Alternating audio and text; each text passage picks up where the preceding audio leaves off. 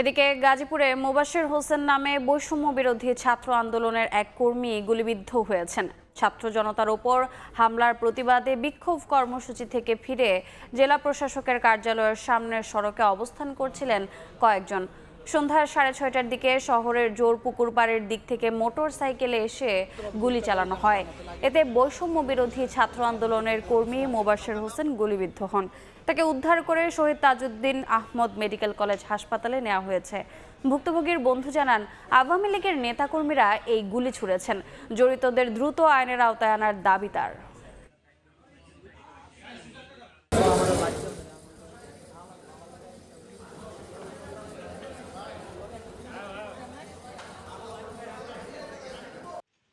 যে যার যার মতো বাসায় চলে যাবে এমন সময় ওরা এখান দিয়ে একটা মোটরসাইকেল নিয়ে এসে আমাকে অতর্কিতভাবে গুলিটা করে, যে আমার ডান হাতে লাগে।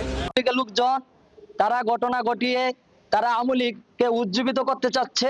আওয়ামী লীগের বিরুদ্ধে আমরা দুর্বার আন্দোলন গড়ে তুলব ইনশাআল্লাহ।